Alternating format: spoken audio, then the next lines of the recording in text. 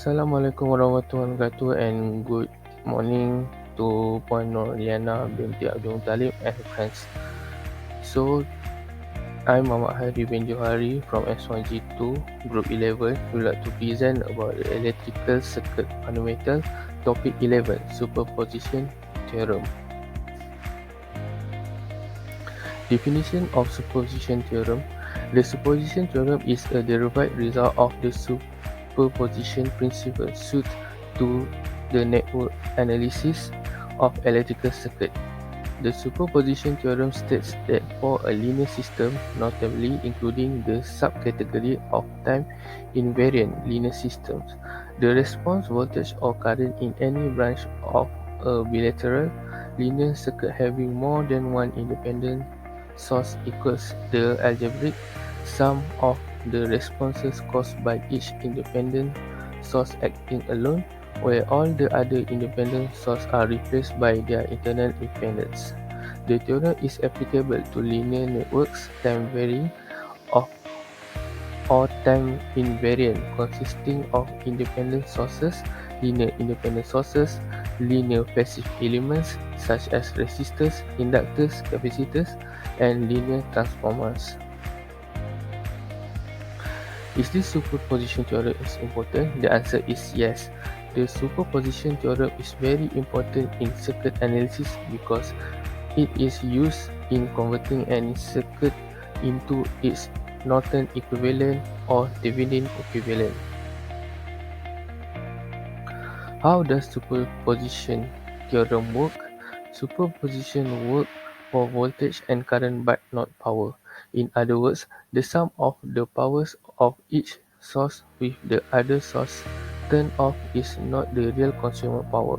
To calculate power, we first use superposition to find both current and voltage of each linear element and then calculate the sum of the multiplied voltage and currents. However, if the linear network is operating in steady state and each external independent source has a different frequency, then superposition can be applied to compute the average power or active power. If at least two independent sources have the same frequency, for example in power system where many generators power operator at 50 Hz or 60 Hz, then superposition can be used to determine average power. The next is steps to analyze superposition theorem. Step 1. Consider the various independent sources in a given circuit. Step 2.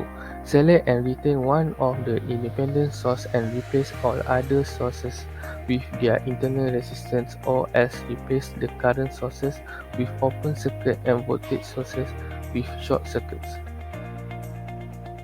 Step 3. Find out the desired voltage or currents due to the one source acting alone using various circuit reduction techniques. Step 4. Repeat the steps 2 to 4 for each independent source in the given circuit. Step 5. Algebraically add all the voltage current that are obtained from each individual source. Consider the voltage signs and current directions while adding. My name is Hanif bin Jamaluddin and I will be explaining a simple question regarding superposition theorem. So basically this question is asking what is the current I. So what we need to do here is use the principle of superposition.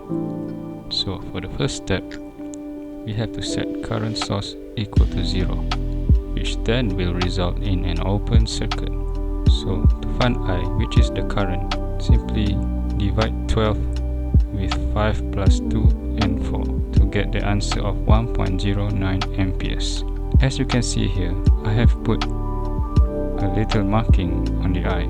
This is to differentiate between my first step and second step. Next, for my second step. So in my second step, we need to put the voltage source to 0. So when it is set to 0, we have to replace it with a short circuit. So this is how it will look. And then for the calculation method, So how did I get this? I used current divider rule. And for the final answer, all we have to do is add the both currents from the two equations that I have done before. But wait a minute, why is this value in negative? It is negative because it is in the opposite direction of the current source, and this will result in a negative value. What I can conclude here is, this current is the result of both voltage and current sources.